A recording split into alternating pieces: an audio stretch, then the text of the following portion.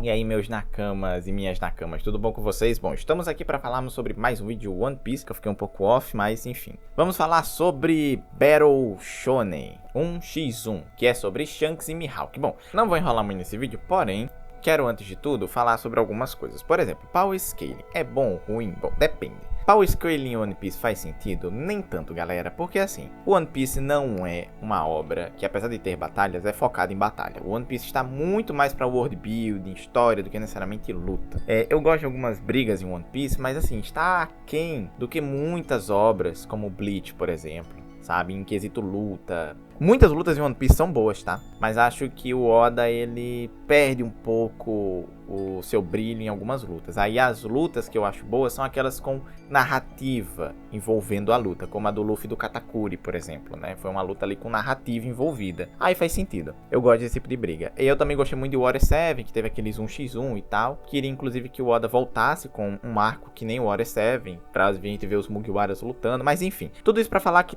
não levem Power Scaling a sério. Eu estou falando aqui apenas uma questão narrativa, porque afinal é meu foco. Eu vou olhar a questão da narrativa do Oda, o que a narrativa do Oda fala. Não tô aqui pra defender lado A ou lado B, porque se eu for defender um lado, eu vou dizer depois no final do vídeo qual é o meu lado, tá? Eu vou dar aqui minha visão geral e eu digo, ó galera, o meu lado pra ser o favorito é esse aqui, tá bom? Vamos lá. Quem ganharia numa briga entre Mihawk e Shanks? Aí depende. Temos que ver algumas coisas narrativamente. O Mihawk, ele tem como seu adversário o Shanks. O Mihawk não teria o seu adversário como o Shanks se o Shanks fosse fraco. Se o Shanks fosse simplesmente uma pessoa que perdesse pra ele facilmente. Obviamente não. O Shanks tá ali pelo menos pareado com ele. Talvez uma hora um ganhe, outra hora outro ganhe. Porque não faz sentido. Eu vou ficar brigando com um cara que eu sempre ganho. Não é um treinamento. E tipo assim, vamos ser sinceros. O Shanks utiliza espada? Utiliza. É a arma dele. Mas o foco do Shanks é a espada? Não, né, galera? Ele usa a espada pra atacar, óbvio, mas a característica principal do Shanks é o hack. Não é a espada. Se você tirar afinal, quem botou a vaca verde em um ano pra correr, não foi a espada do Shanks, foi o hack do Shanks. O hack do Shanks chega e derrota todo mundo, faz os barulhinhos, da hora tal. Então assim, você dizer que você reduziu o Shanks a espadachim, você tá lascado, talvez até o Zoro ganhe do Shanks espadachim. Agora, o problema é, quando o Shanks trouxer hack para o combate, acabou. Muito provavelmente o Shanks e o Mihawk, isso aqui é teoria, são de origens nobres, celestiais. Ou Shanks confirmado, né? O Mihawk a gente já não sabe tão direito. Porém, os dois devem ter uma técnica de luta similar com espada. A gente não sabe sobre o hack do Mihawk, nós não sabemos. Sabemos que ele tem um hack do armamento legal, sabemos que ele tem um hack ali da observação, talvez, muito foda também. Porém, não sabemos nada sobre hack do rei. Se ele não tiver hack do rei, ele infelizmente está abaixo do Shanks. O Oda, ele não é o cara do Power Scaling, como eu falei. Porém, o Oda, ele cria uma certa hierarquização das forças. Que é o quê? Ele cria ordens. Um vice-capitão não vai ser tão forte quanto um capitão da marinha. É um vice-capitão. Um almirante vai ser mais forte do que os capitães. Aí, beleza. Quando o Oda quer criar uma quebra de regra, ele coloca um capitão com uma história foda no passado que recusou ser almirante. Aí esse capitão não está no nível dos capitães. Logo, Garp, ele é nível almirante. Talvez não seja hoje em dia, mas ele era. Ele não aceitou. Ele virou capitão. Ele tá na força dos capitães? Não está. O Mihawk quer sossego. Ele é um Shichibukai. Quem ganha numa luta? Shichibukais ou almirantes? Não sabemos. Não sabemos onde está a hierarquia dos Shichibukais ou dos almirantes. Porém, provavelmente os almirantes ganham do Shichibukai, certo? Porque, né, não faria sentido a marinha contratar uma força mais forte do que seus almirantes. Os almirantes, pelo menos, têm que saber lidar contra eles. Talvez um ou outro Shichibukai ali, eu tô falando da primeira formação, tá? Ganhe dos almirantes. Um ou outro, talvez o Mihawk ganhe, mas assim, não é certeza. Talvez o Mihawk realmente ganhe ali do Kuzan da vida, mas não ganhe do Akainu, quem sabe. Então, né, temos esse detalhe. Os almirantes ganham dos Yonkous? Aí é uma questão que nós temos que analisar direitinho. Provavelmente os Yonkous, narrativamente, são mais fortes do que os Shichibukais. Ou seja, os Yonkous, eles carregam mais força, mais perigo e mais destruição do que um almirante. Um almirante pode ganhar de um Yonkou? Talvez, mas nós vimos o Barba Branca sentando a lenha no Akainu, isso quer dizer muito. Nós vimos o Shanks espantando o Vaca Verde também, e vimos aí o Garp dando um trabalho absurdo pro Kuzan. Mas tudo bem, o Garp não é Yonko, né? Mas enfim. E o Luffy dando trabalho pro Kizaru, né? Apesar que o Kizaru não lutou ali com tudo e tal, mas enfim. Tivemos aí bastante coisas que os almirantes estão pra trás dos Yonkos. Isso aqui eu não tô falando o que eu acho. Estou falando que narrativamente a obra mostra. Não, mas tal quadro, em tal capítulo mostra, galera.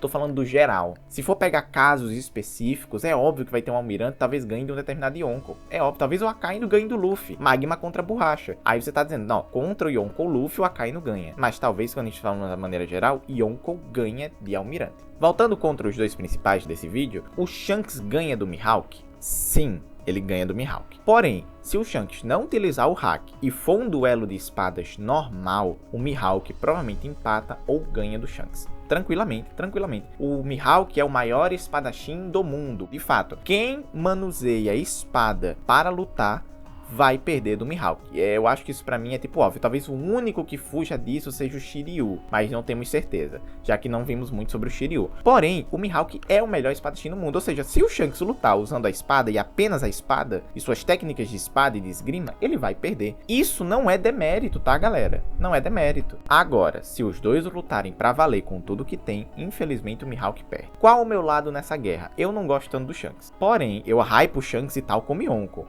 Mas eu prefiro o Mihawk, eu sempre gostei mais do Mihawk. Pra você ver, não tá tendo aqui hypismo de tipo, não, eu gosto do Mihawk e logo o Mihawk vai ganhar. Não é demérito o Mihawk perder do Shanks. Porque narrativamente o Oda construiu. Yonkos são o grande poderio. Estamos tendo arcos contra Yonkos, não contra almirantes. Lembrem-se disso. Isso é importante porque o Oda demonstra que as grandes ameaças do Novo Mundo são os Yonkos. Estamos no Novo Mundo. Então, os almirantes eles vão estar ali em algum momento. Tipo o Kizaru agora em Egghead. Quem ganhou os focos foram não foi nem o almirante, não foi nem o Kizaru. Então, narrativamente, o Oda coloca que os Yonkos estão acima, cara. Você pode ter a sua preferência, mas narrativamente o autor constrói que os Yonkos são a maior ameaça. Eles são a maior ameaça do mundo? Não, porque existem as exceções. Não sabemos se tem algum pirata por aí que seja muito mais forte que um Yonko, que pode dar trabalho no futuro. O Loki pode ser uma figura muito mais forte que o Yonko e nós não sabemos. Agora, né? Talvez no passado ele não era, agora ele pode ser. Então assim, existem exceções. Pra tudo existe exceção. O Oda, quando cria uma hierarquia de poder, e essa hierarquia de poder é uma coisa que seria interessante a galera até discutir, porque precisamos de uma lógica. O Oda nem sempre segue essa lógica, tá, galera? Porque como eu falei, o One Piece não foca no power scale. O power scale é o de menos em One Piece. O Oda quer focar na narrativa, e narrativamente, se faz sentido o personagem perder, ele perde. Mas não acho que o Mihawk, ele tivesse a força de um Yonko total, em sua totalidade, ele seria um Shichibukai da marinha. O Oda teria que explicar muito bem porque ele virou Shichibukai. Tudo bem, a gente meio que já sabe. Mas, pô, o cara com força de Yonko não vai ser um Yonko, não vai entrar pro bando do Shanks, não vai ter a proteção do Yonko, ou vai querer ser um Yonko pra ter proteção. Então temos que ver tudo isso, tá? Não é só uma questão de... e bem, um personagem favorito é mais forte ou não. Às vezes é reconhecer que o seu personagem favorito vai perder pra outro personagem. Tá tudo bem. Então, como eu falei, em duelos de espada, o Mihawk ganha.